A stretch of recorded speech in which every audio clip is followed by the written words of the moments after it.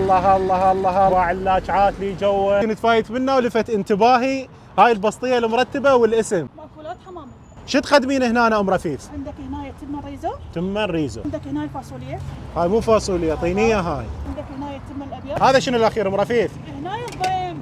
الله جدر الدولمه السري. نخلط ذاك ادي هاي. حتى يبقى دافي حار. ها عاشت يدك. هاي كم نوع هاي مقبلات؟ 4 انواع. حمص وجاجيك. دجاجيك 3 بيروتيه 3 عادي. من تشوفون هيك بسطيات اشتروا منهم لان اكلهم طيب ونظيف وببركه. اكله معدل دائما. دائما هذا طلع زبون الاخر بحيث موقف العبريه بالشارع وجاي ياخذ غدا. انت دائما تاكل يم مرفق؟ دائما اجي اكل يمها وما شاء الله كله نظيف وكميه توب وسعر مناسب. من اغلب زباينك هنا بالمنطقه يعني عليه من تشتغلين؟ على الكليات التقنيه، كليه فرابي، الكيات، التكاسي، كلهم. يعني مستطرقين. اسوي تجهيزات الاعياد مناسبات كل شيء اسوي. اي بيت كباب موري خلاص الدكاتره بدون محامضه. شو تصبي له بعد؟ هو عمار باعي مسوي دايت. يعمل دايت والله ورطتنا هاي. مكان ام رفيف للي يحب يزورها، الدوره شارع المصافي مقابل مدخل شرطه ابو الطياره، وهذا رقمها للي يحب يتواصل وياها.